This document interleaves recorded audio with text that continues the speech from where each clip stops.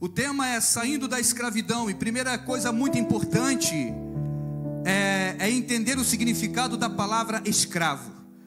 Escravo significa aquele que está privado da liberdade.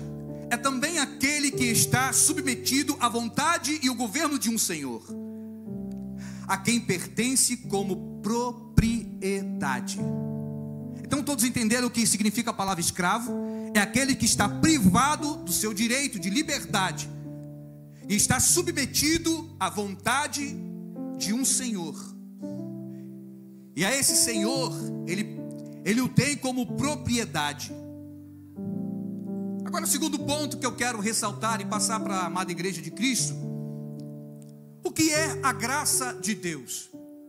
Vamos lá. É uma divindade celestial, é o favor de Deus sobre as nossas vidas. Em Efésios capítulo 2, o verso 8 ao 9 diz: porque pela graça sois salvos mediante a fé, e isso não vem de vós, é dom de Deus, não por obras, para que ninguém se glorie. A graça, ela é salvadora. A graça nos transporta da escravidão para a libertação, para a liberdade. Até aí tudo bem? Glória a Deus por isso. Você pode glorificar o Senhor? Muito bem. Se a graça é salvadora, nós queremos apresentar o quê? O favor de Deus sobre a nossa vida através dessa liberdade. E agora sim nós vamos ler a palavra do Senhor.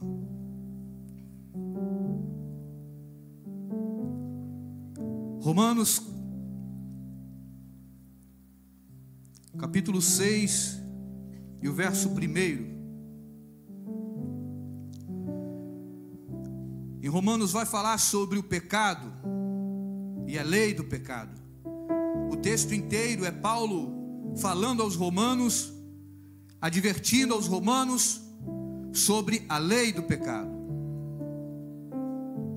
e falando que nós somos livres mediante essa graça.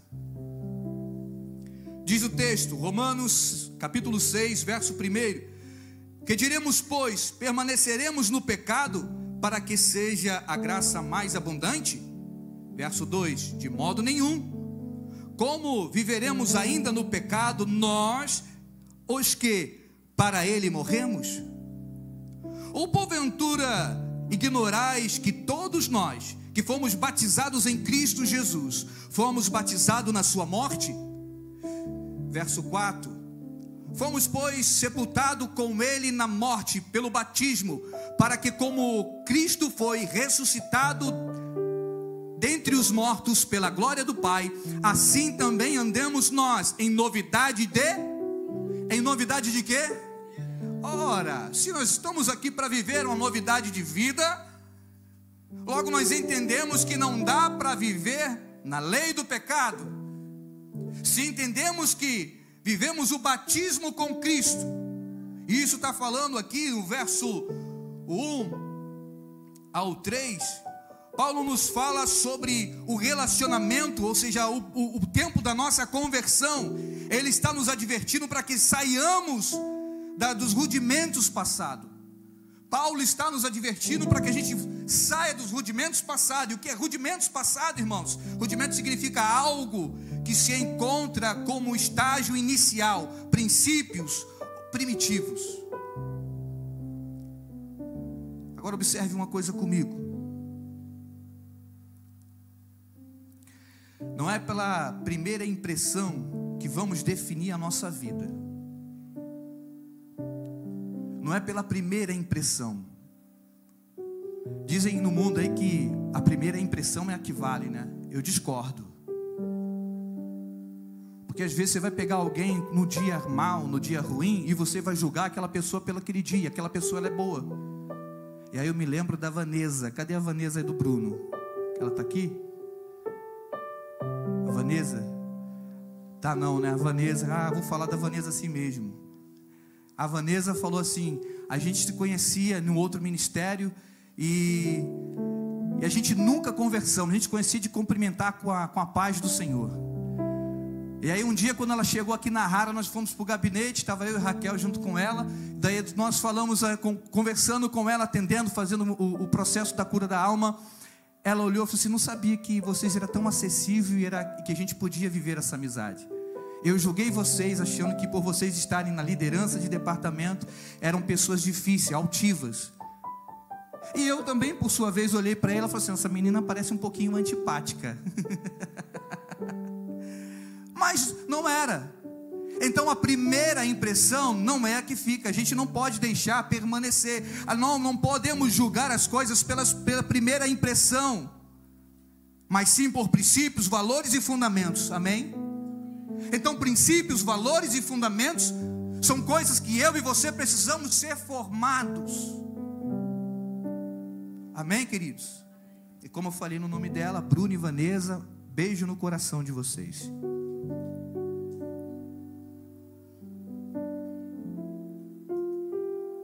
Então vamos lá. Vamos observar a história do nosso país. Vamos lá. Lendo o texto, eu pude ter a seguinte analogia. Vamos entender como a primeira impressão não é a que fica e nem pode permanecer. Vamos lembrar um pouco da história. Quem gosta de história? Quem estudou história no colégio? Quem era bom de história? Eu estou ficando bom de história, irmão. Já vi um homem para contar história, agora sou eu. Aleluia. Isso aí, bom, Daniel, nós ouvimos. Então vamos lá. Na colonização do nosso Brasil, tanto os negros como os índios eram escravizados. Sim ou não, igreja? Vocês lembram disso? Está aí parte da nossa história.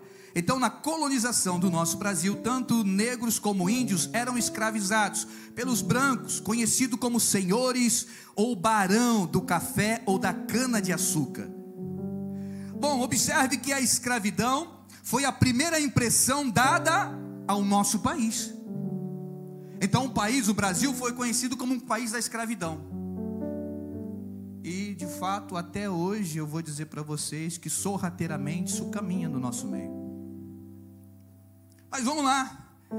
Mas em 13 de maio de 1888 foi lançada uma lei. A lei, quem sabe? Cadê os do colégio? A lei? A Lei Áurea, assinada pela princesa Isabel. Esse decreto ele colocou em liberdade todos que eram escravos. Como eu falei, embora hoje ainda temos que lutar pelos nossos direitos, porque estamos vendo homens poderosos, com uma forma sorrateira, escravizando ainda a classe pobre da população. Mas vamos lá. Olhando também hoje o que a palavra de Deus nos ensina sobre liberdade e salvação, nós vamos agora para João, Evangelho de João. Vamos falar muito de Bíblia hoje aí. João 3,16 é o texto áureo da Bíblia. E quem é que sabe comigo? João 3,16 diz o quê?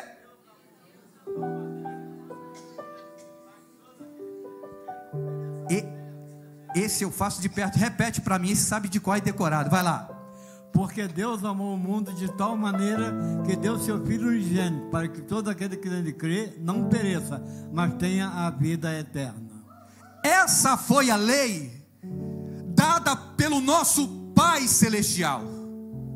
Assim como a lei dada pela princesa Isabel, também nós temos uma lei dada pelo Rei dos Reis e Senhor dos Senhores. E nós vamos estabelecer isso como entendimento, como princípio para mim e para você, para que possamos caminhar em liberdade.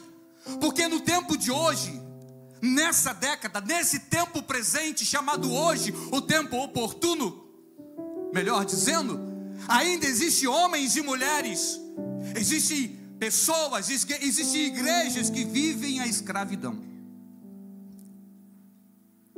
E nós precisamos viver a libertação e entender que nós somos salvos em Deus, na pessoa do nosso Senhor e Salvador Jesus Cristo, mediante esse amor, porque Deus amou o mundo que Ele deu. Pegue bem isso aqui, eu vou voltar depois nesse texto. Ele amou e Ele deu.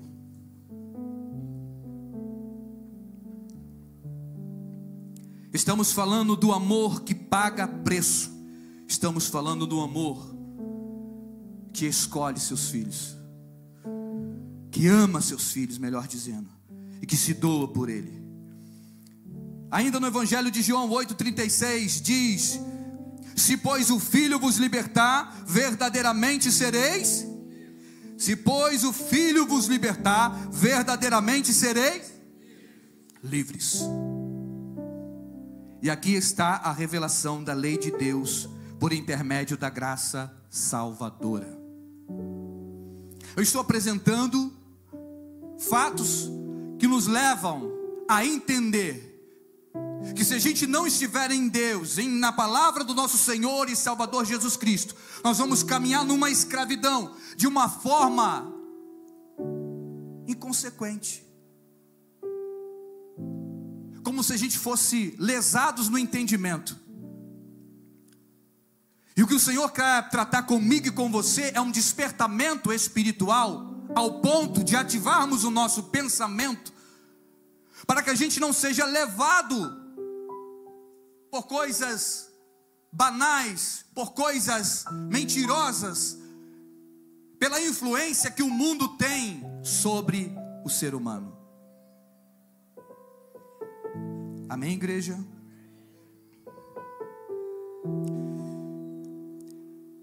Aqui nós estamos vendo a graça de Deus revelada em Cristo Jesus. É um favor de Deus para que a gente possa escolher e entrar nesses princípios e preceitos do Senhor. Preceitos são recomendações, práticas ou regras ou normas como direcionamento. Você pegou isso aí? Agora vamos falar do governo de Cristo. O governo de Cristo, ele não escraviza. O governo que nós estamos apresentando, o governo de Cristo, é um governo que não escraviza. Pelo contrário, ele nos dá direito, poder de escolha. O governo de Cristo é o governo que não escraviza. É o único governo que ele te dá poder e direito de escolha. E a gente precisa deixar isso firme em nossa consciência. A gente precisa gravar isso no nosso coração, para que a gente não se perca em nossos valores. O único governo que não escraviza é o governo de Jesus Cristo, porque dá direito de poder e escolha. Você podia ter glorificado melhor. Você poderia ter agradecido melhor. E sabe por que não agradeceu melhor, não glorificou? Porque ainda existem prisões emocionais. Será que eu estou mesmo ou não? Será que eu sou desse governo ou não? Será que eu estou em Cristo ou não? Ei. Quem é que você acha que te trouxe até aqui para ouvir essas palavras? Ora, não foi o Espírito Santo de Deus? E se o Espírito Santo de Deus habita em ti, você não é co-herdeiro da graça? Você não é co-herdeiro das bênçãos de Cristo conquistada na cruz do Calvário? Ora, se você é um filho, por que não glorificar quando nós falamos que o governo de Cristo está sobre a tua vida? Estão entendendo, igreja, no que nós queremos falar? Estão entendendo nos princípios que nós não podemos perder? Aleluia. Então hoje a palavra em honra e gratidão não é uma palavra de direcionamento, é palavra de fundamento para mim e para você, para que a gente não se perca nos valores e princípios do Senhor. Glória seja dada a Jesus Cristo. Glória seja dada a Jesus Cristo. Aleluia. Fernandão, Fernanda e a princesa, glória a Deus por vocês. Que saudade, hein? Que bênção. Canuto, lindo, Deus abençoe. Amados, na colonização brasileira, escravo bom é aquele que obedecia e era bom de trabalho. Observe o que eu quero passar para você como entendimento. Na colonização brasileira, escravo bom era aquele que obedecia e era bom de trabalho. Hoje nas grandes empresas, funcionário bom é aquele que não questiona, mas dá bons resultados. Na palavra de Deus, em Mateus 25, 21 diz: bom servo, bom servo e fiel, foste fiel no pouco, sobre o muito te colocarei, entra no gozo do teu Senhor.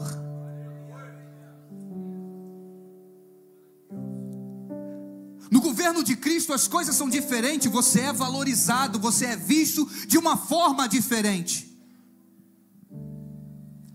Nós queremos fazer questão, eu quero fazer questão de ressaltar isso para você, que o governo de Cristo trata você como um filho amado, como uma pessoa diferente, a quem Ele tem amor e prazer, e espera de você o mesmo amor e prazer por Ele. Porque o que o Senhor Jesus Cristo, em toda a sua trajetória na terra, em todo o seu tempo, Ele pregou amor, Ele pregou relacionamento, Ele pregou companheirismo.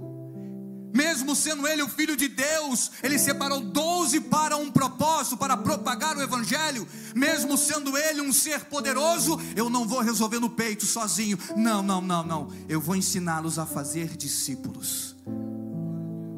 E Ele separou 12, e dentre os 12, se a gente for estudar quem era cada um, João meloso, Pedro risca-faca, Judas nem se fala. E ninguém quer botar o nome do filho de Judas hoje, né? É bullying. Hoje é bullying. Mas Joãozinho você quer, Pedrinho, Mateus. Mas esses caras eram tudo problemáticos, esses caras eram difíceis. Mas aí foi constituída a igreja de Cristo. E foi necessário para que a gente pudesse entender a trajetória e a formação do que é ser o corpo de Deus, o corpo de Cristo aqui na terra. E os nossos defeitos precisam nos ensinar o posicionamento que a gente deve ter perante a sociedade.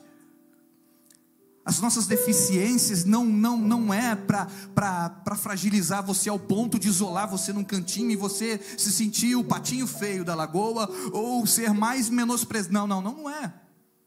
A adversidade é um processo de aperfeiçoamento para que você venha superar as suas deficiências e você alcance a graça para modelar a vida do outro. Afinal de contas, isso é ser um curado para curar. Isso é mostrar o efeito da graça em sua vida. Isso é mostrar o valor que você tem de Deus em você.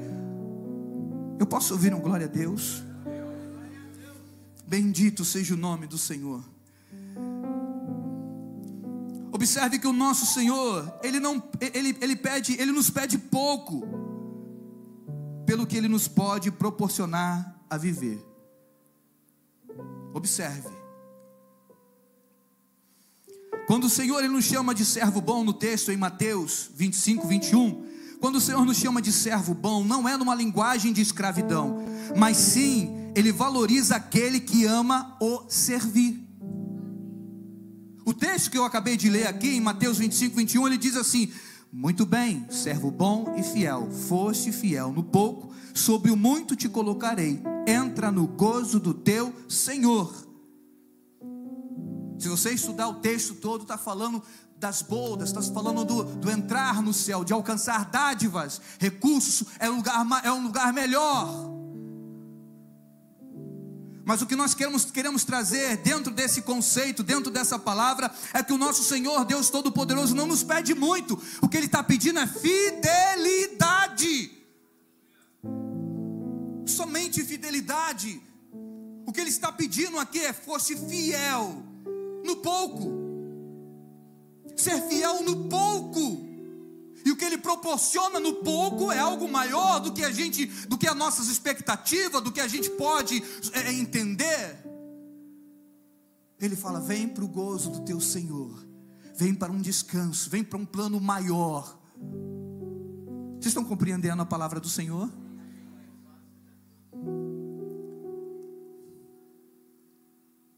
Entra no gozo do teu Senhor. Bendito seja o nome do Senhor. O pecado escraviza, sim ou não, igreja? Sim, escraviza. João 8,34 diz assim: replicou-lhe Jesus: em verdade vos digo, que todo que comete pecado é escravo do... Está muito fraco, tem muita gente hoje aqui. Mais uma vez, replicou-lhe Jesus: em verdade vos digo, que todo que comete pecado é escravo do... Agora sim tem a igreja aqui, glória a Deus. Escravo do pecado. O pecado ele escraviza, o pecado também vicia. Você sabia que o pecado vicia? Vicia. Vicia, é um errozinho aqui, um errozinho ali, é um pecadinho aqui. Não existe pecadinho nem pecadão, pecado é pecado. A Bíblia não fala pecadinho e pecadão. Não tem a narrativa da Bíblia assim, vou lhes contar o pecadinho de Davi, vou lhes contar o pecadinho. Não, não tem. Pecou. E pecou Davi contra o Senhor, e pecou Saul contra o Senhor. Então pecado é pecado. E ele vicia, ele vicia. Ele vicia. E sabe o que ele faz? O pecado, ele tira a pessoa de dentro da casa. O pecado tem o poder de tirar pessoas de dentro da casa, seja da casa do Senhor, seja fisicamente. Oh meu Deus, qual o pai e a mãe que nunca perdeu um filho ou uma filha para as drogas? Qual o pai aqui ou a mãe, ou você mesmo, homem e mulher, que por conta de um vício, por conta da bebida, das drogas, da prostituição, frequentou mais a rua do que a sua própria casa, viveu mais fora do que dentro? Então o pecado não vicia? Vicia. O pecado ele vicia. E nós precisamos lutar contra isso. E aqui tem os direcionamentos do nosso Senhor Deus Todo-Poderoso.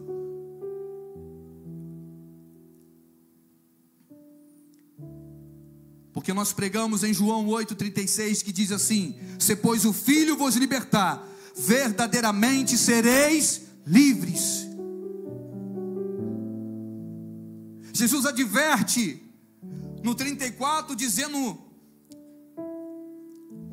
que todo aquele que comete pecado é escravo do pecado. E Jesus agora está advertindo, dizendo assim: se pois o Filho, ele está falando, se pois o Filho vos libertar, verdadeiramente sereis livres. E esse é o poder da graça, agindo em nosso corpo, denunciando os vícios, atitudes e emoções inadequadas. Esse é o poder da graça, mostrando em nossa vida, na nossa vida secular, aquilo que nós precisamos melhorar como pessoa, como ser humano em Deus. A graça é o favor de Deus na minha vida e na sua vida, e denuncia o momento em que nós estamos errando e pecando. Quem já foi constrangido pela graça? Eu fui.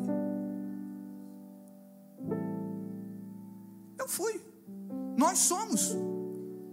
Quando julgamos pessoas, quando pisamos na bola, quando fazemos alguma coisa errada, a graça vem, o Espírito do Senhor, que é o Espírito Santo, e vem e fala assim: ó, tu não deveria ter feito isso, você não deveria ter agido assim.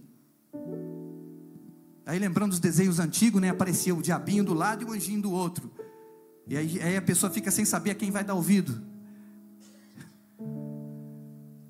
A gente precisa entender que o pecado ele vicia, mas a graça ela te traz a liberdade desse vício. A graça vai condenar os vícios e as práticas que tem induzido você a sair da casa do Pai, a sair do lugar em Deus que Ele preparou para mim, para você. Aleluia, glória a Deus. Bendito seja o nome do Senhor. Aleluia, glória a Deus. Hoje nós estamos pregando a graça do Senhor e estamos denunciando a falta de honra e de gratidão ao nosso Deus, porque nós estamos andando de uma forma desenfreada, irmãos. Pregamos hoje a graça de Deus em nossas vidas, pregamos o favor de Deus, mas também estamos denunciando a nossa falta de amor e de reverência a Ele, porque o que Ele quer é fidelidade. E aí nós, como homens e mulheres de Deus, perguntamos: mas onde nós erramos, pastor? Me mostra os nossos erros. Então agora abra comigo em Malaquias.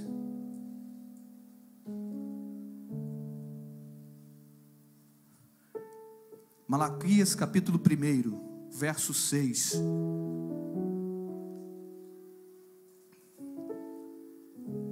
Aleluia.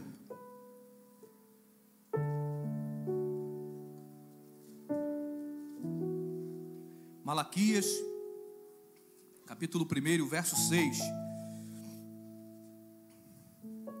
Diz o texto assim: o filho honra o pai, e o servo ao seu senhor. Se eu sou pai, onde está a minha honra? E se eu sou senhor, aonde está o respeito para comigo? Diz o Senhor dos exércitos a vós outros, ó sacerdote, que desprezais o meu nome. Vós dizei: em que Em que desprezamos nós o teu nome?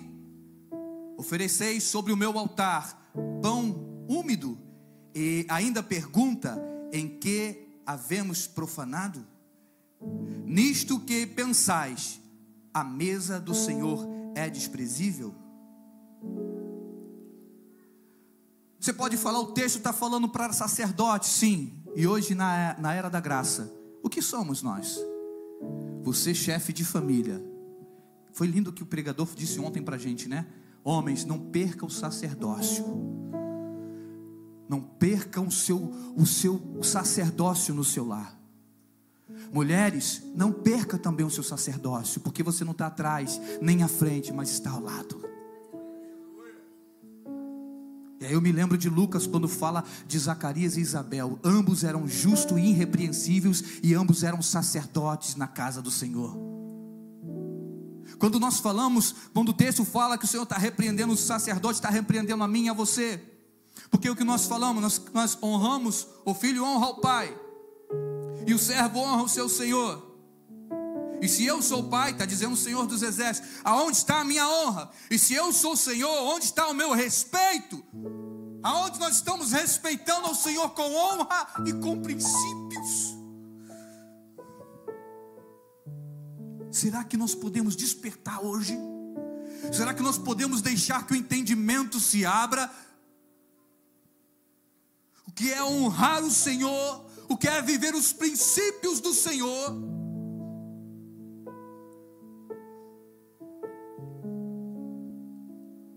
O filho honra o pai, o servo honra o seu senhor. Se eu sou pai, aonde está a minha honra?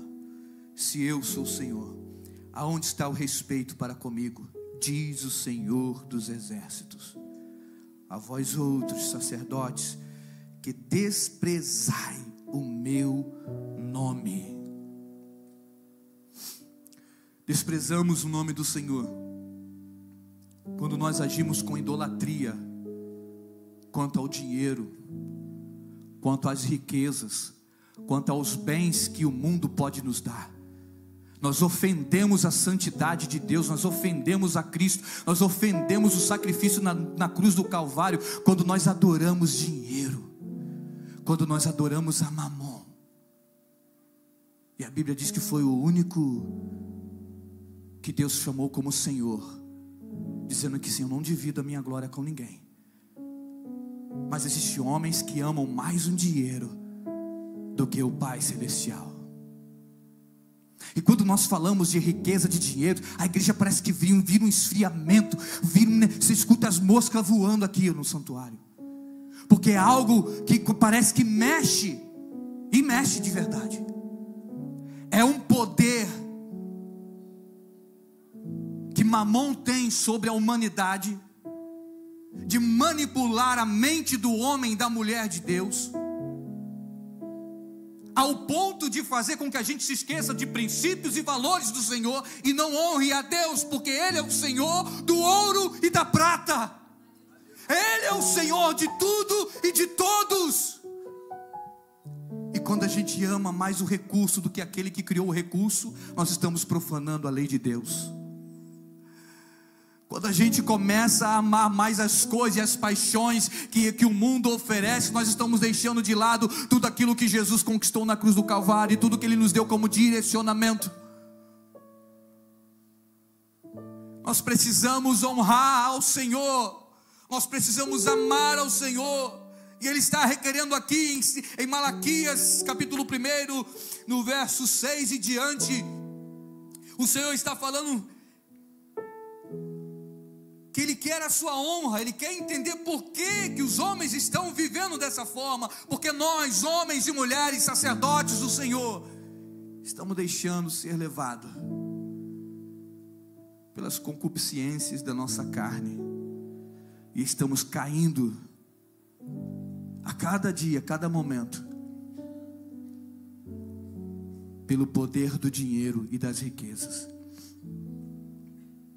Quando que o Senhor Deus, em sua graça e misericórdia, deixou um justo perecer? Quando? Nunca se ouviu na história e nunca se ouvirá. Não. A sua palavra é fiel e verdadeira. Quem vive a justiça do Senhor, quem vive mediante a justiça do nosso Deus, jamais mendigará o pão, nem ele, nem a sua descendência. Ame ao Senhor Deus acima de todas as coisas, diz a palavra do Senhor, e o próximo como a ti mesmo. Ame ao Senhor e seus preceitos, e a sua diretriz, a sua doutrina, os seus mandamentos, seus ensinamentos, os seus fundamentos. Ame ao Senhor e você não vai perder. Não vai se perder, nem você, nem a sua casa. Aleluia, aleluia. Bendito seja o nome do Senhor. Aleluia. O que Deus quer nesses versos que eu acabei de ler é ver a expressão do coração do homem. O texto todo vai narrar que Deus está irritado, porque no verso 8, olha o que diz o verso 8: quando trazeis animais cegos para sacrificardes, isso não é mal? E quando trazeis o coxo ou o enfermo, não é isso mal? Ora, apresentai o teu governador, acaso terá ele agradado em ti? E te será favorável, diz o Senhor dos Exércitos. Olha que nesse tempo já havia os governadores. Que o Senhor está querendo dizer através desse trecho que nós acabamos de ler. Chega com alguma coisa defeituosa perante hoje o prefeito do estado do Rio de Janeiro, Eduardo Paes. Você chega diante do prefeito do estado do Rio de Janeiro e chega para oferecer alguma coisa a ele mal feita. Ninguém vai fazer isso. Quem vai apresentar algum recurso, alguma coisa para uma autoridade ou para o governador do estado do Rio que não tenha valor e que seja imperfeito? Quem em sua sã consciência? O cidadão de bem normal vai fazer isso? Quem? Não vai. Agora, por que para o Senhor a gente se apresenta de qualquer forma? Porque para o Senhor, um governo de Cristo, que é um governo que salva, é um governo verdadeiro, onde a justiça reina e impera e é real. Nós chegamos defeituosos diante do Senhor, nós não somos inteiros diante do Senhor. Chegamos com uma oferta como de Ananias e de Safira, mentindo diante do altar de Deus. E porventura Ele te pediu dinheiro? Porventura em algum momento eu falei que nós estamos pedindo dinheiro na igreja? Não! O que o tempo todo nós estamos falando é de um coração que honra ao Senhor. Deus não quer o seu dinheiro nem o meu dinheiro. Deus quer homens e mulheres que tenham o coração nele, homens e mulheres que honrem. E a honra é um valor, é um princípio, e nós estamos deixando isso vazar entre os dedos. Nós estamos deixando isso vazar. Onde estão os homens de caráter, mulheres de caráter? O que está havendo com a nossa geração? Onde o certo é o errado e o errado é o certo. Ei, não. Nós estamos aqui para dar uma resposta. Nós estamos aqui para dizer que nós vamos fazer a diferença. Não espere o mundo melhorar. Dê você a resposta que o mundo precisa. O nosso mal é achar que vai ficar melhor. Não vai ficar melhor. Não vai. Jesus disse: no mundo tereis aflições, mas tem de bom ânimo. Nós somos imbatíveis na palavra do Senhor, irmãos. Nós somos poderosos na palavra do Senhor. Sofrimento nenhum é capaz de parar o poder da igreja. Situações só não está pior porque você e eu e a igreja, nós estamos aqui. Porque o dia que o Senhor chamar a igreja para os céus, ai da terra e o que nela habita, ai da terra no grande dia do Senhor. Você tem noção da importância que você é? Você tem noção daquilo que você carrega no Senhor? E Ele nos chama nessa noite para viver princípios. Ele nos chama nessa noite para honrar Ele com entendimento, com consciência. Ele nos chama para viver esse relacionamento com Ele. Nós não podemos chegar defeituosos diante do altar do Senhor. Em Atos 5 você vai ver que a comunidade da fé andava no mesmo entendimento. Estava tudo acontecendo, estava tudo operando, estava tudo sendo maravilhoso. A oferta de Bernabé foi linda diante do Senhor. Aí vem Ananias, olha para a oferta do outro, vê que foi agradável, vou fazer isso também. Mas o homem não tinha caráter, não tinha integridade. O texto bíblico lá em Atos 5 vai dizer que ele deixou Satanás induzir seu coração, foi seduzido pela palavra de engano de Satanás, e o texto diz que foi Satanás, não foi espíritozinho qualquer não, foi Satanás. O apóstolo Pedro fala: por que deixaste Satanás falar em teu coração? Ananias e Safira chegam mentindo diante do altar do Senhor, chegam incompletos diante do altar do Senhor, e isso é ofensa ao nosso Deus. Pedro não diz assim: porque mentistes a mim, não, porque mentistes ao Espírito Santo. É uma pessoa, o Espírito Santo é uma pessoa, é a pessoa de Deus entre nós. O que nós estamos fazendo como igreja hoje, com a honra ao Espírito Santo de Deus. Irmãos, eu torno a dizer, eu não estou apelando para dinheiro, irmãos. Eu estou apelando por princípio chamado honra. Eu estou apelando por um princípio chamado integridade, caráter, posicionamento de homens e mulheres de Deus. Nós queremos homens e mulheres de Deus com tutano, homens e mulheres de Deus que sejam até que a morte venha, que lute por uma causa de verdade. Do que vale a sua vida se você não tem uma causa para viver? Do que vale caminhar sobre essa terra se você nem sabe para onde vai? Para de vir para a igreja para tomar um passe, para de vir para a igreja para ganhar uma bênção, uma chave. Deus até te dá porque Ele é bom, mas existem coisas maiores que você deixa de provar em Deus, porque querer somente o superficial. Deus não está preocupado com as coisas superficiais, Ele tem um reino, Ele tem algo maior para mim e para você. Tem alguém entendendo isso aqui?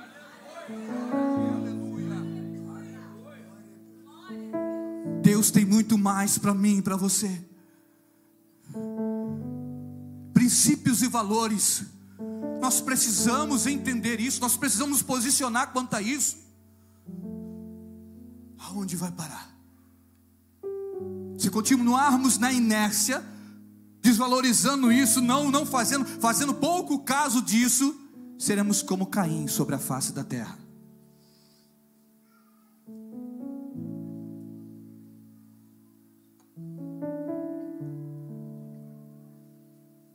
Sabe como é que foi a oferta de Caim? Deixa eu ver se eu acho aqui. Gênesis. Bendito seja o nome do Senhor.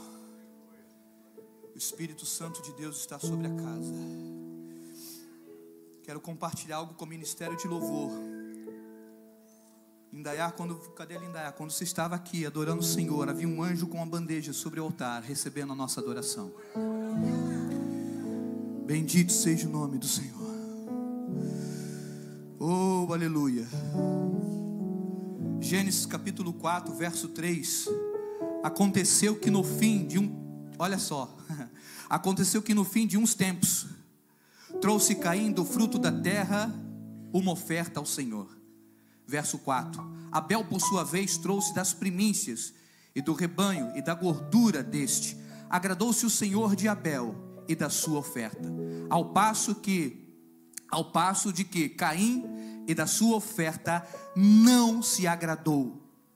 Irou-se, pois, sobremaneira Caim, descaiu-lhe o semblante. Então disse o Senhor: por que andas irado?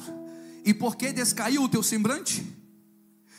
Se proceder de bem não é aceito, o que serás? Deixa eu voltar aqui, verso 7. Se procederes bem, não é certo que serás aceito. Se todavia proceder de mal, eis que o pecado jaz à porta, e o seu desejo será contra ti, mas a ti cumpre dominá-lo. Observe o verso 3, o que está dizendo. Aconteceu que no fim de uns tempos, está falando sobre tempos. A oferta de Caim era uma oferta que não, para ele, era cumprir o protocolo, É aquele tipo de crente que hoje é dia de honra e gratidão, né? Ah, hoje eu tenho que levar minha oferta, né? Ah, é porque eu sou líder do ministério, né? Ah, porque eu trabalho na igreja, né? Ah, porque eu tenho um cargo eclesiástico, né? Aí eu vou ler. Ô, meu irmão, tu é Caim, sai fora. Acorda, desperta. Sai com isso para lá, isso desagrada a Deus. Desperta, desperta. Olha a palavra do Senhor, que até mesmo para Caim, com o coração frio, sem compromisso com princípios e valores, Deus advertiu dizendo assim: ei, ainda há tempo de fazer o certo, ainda é tempo de consertar o teu altar, ainda há tempo de mudar a sua história. Agora olha o que diz o verso 4 do capítulo 4 de Gênesis. Abel, por sua vez, trouxe das primícias. Ele trouxe do que era primeiro. E até a gordura ele ofertou a Deus.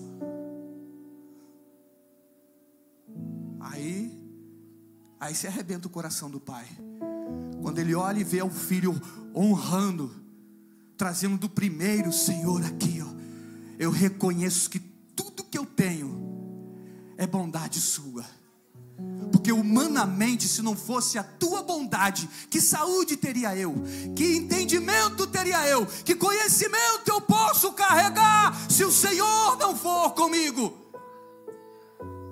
Quando chegarmos diante do altar do Senhor com esse princípio e com esses conceitos, a nossa vida nunca mais será a mesma, porque honra é princípio, honra é valor. Aleluia, igreja. Então não tenha um pensamento como o de Caim, mas seja como Abel, que se preparou, que zelou, que entendeu, foi o primeiro, foi do melhor que ele tinha. Ele preparou, teve tempo de preparar o seu novilho. Agora volta comigo lá em Malaquias. Volta lá em Malaquias, capítulo 1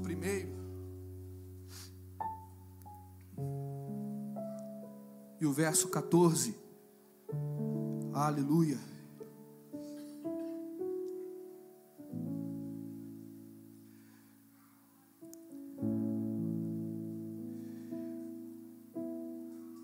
Malaquias capítulo 1, verso 14, diz assim: pois maldito seja o enganador, que tendo um animal sadio no seu rebanho, promete e oferece ao Senhor um defeituoso.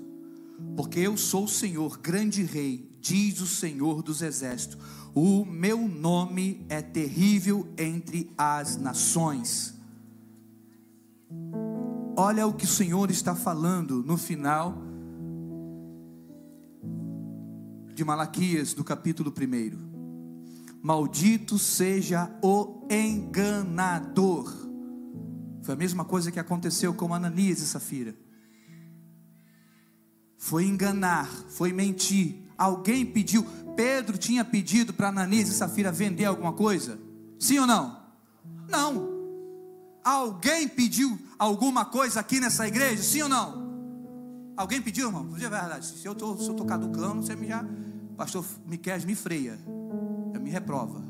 Mas eu creio que eu não subi esse altar e nem ando pedindo nessa igreja recurso nenhum. O que nós ensinamos pela palavra é que os filhos conhecem e sabem das obrigações que tem na casa do Pai. Então, se vós sois filhos, se comportem como filho, e é meu dever como sacerdote ensiná-los isso. Então o que nós queremos ensinar e dizer nessa noite é: ei, da mesma forma que Ananias e Safira mentiu e foram malditos diante do Senhor, e o Senhor está dizendo aqui em Malaquias, capítulo 1, no verso 14: maldito seja o enganador, que tendo algo bom, oferece algo mal, oferece algo ruim ao Senhor, porque não está reconhecendo que grande rei é o Senhor, e Ele é o Senhor dos exércitos. Ei, você não está diante de qualquer pessoa. E o que está faltando hoje é temor no coração também. Nós precisamos respeitar a pessoa do nosso Deus. Por que eu estou trazendo essa palavra de ensinamento? Para que você não chegue no altar do Senhor mentindo, enganando, porque você pode estar morrendo.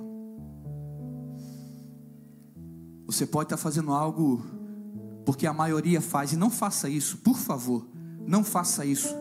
Eu tenho zelo pela sua alma. Eu quero que você vá para o céu comigo. Eu quero que a gente esteja bem no Senhor.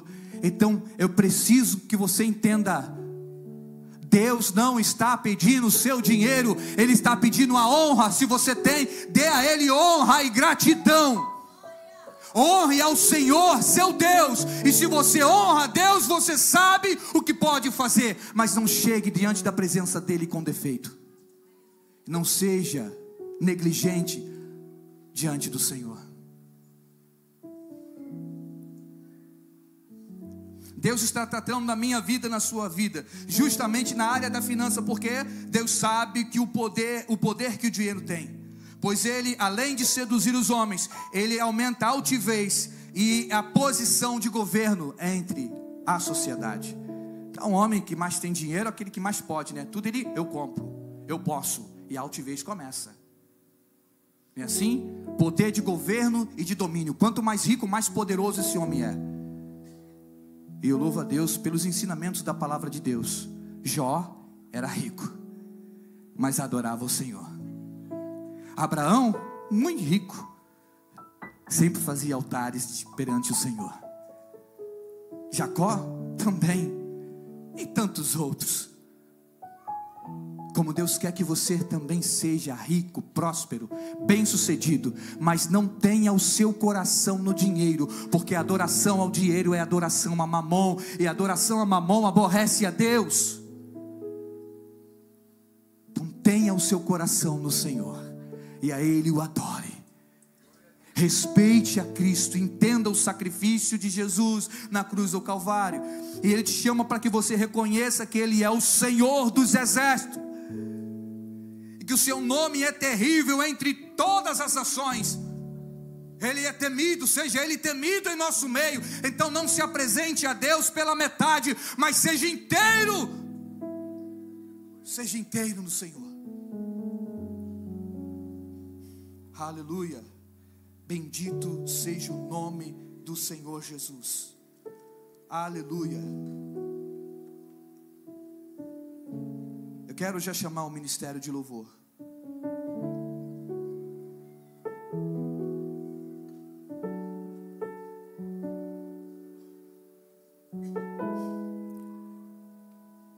Eu quero viver com você esse momento.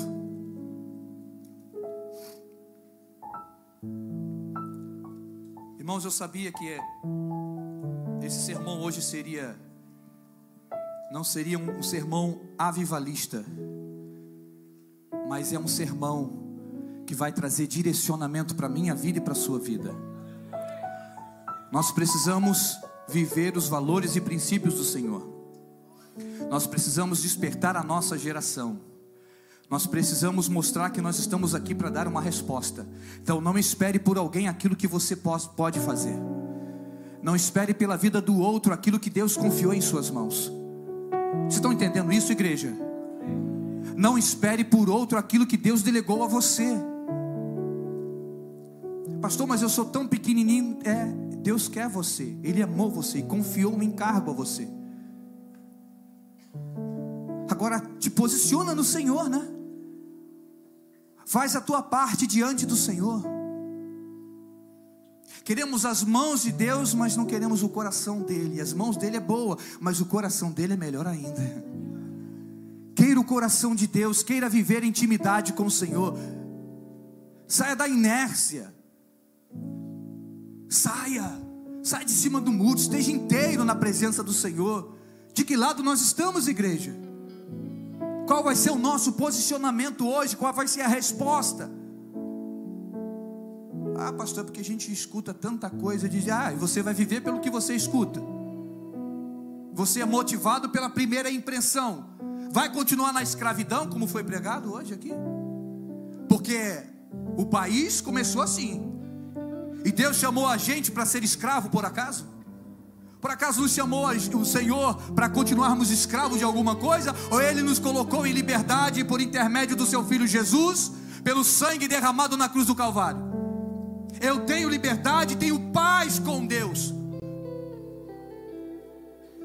É isso que eu preciso entender, e quero que essa igreja, a nossa geração, entenda o que nós estamos vivendo e o que nós estamos desfrutando do Senhor. Hoje é motivo de alegria, porque nós podemos oferecer, nós podemos comparecer ao altar do Senhor dignamente. Eu estou inteiro no altar do Senhor. É isso que Deus quer de mim e de você. E aqui eu finalizo, Provérbios 3. Provérbios capítulo 3, verso 9. Hoje foi Bíblia, hein, irmãos? Provérbios 3, verso 9.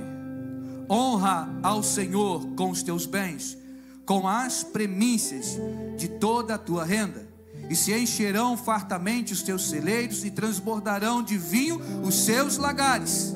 Filho, verso 11: filho meu, não rejeite a disciplina do Senhor, nem te enfades da sua repreensão, porque o Senhor repreende a quem ama, assim como o pai ao filho a quem quer bem.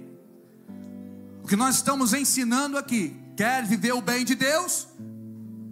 Também ande na disciplina do Senhor. O Senhor está tratando dos seus filhos com amor, e está nos chamando para viver esse grau de intimidade com Ele.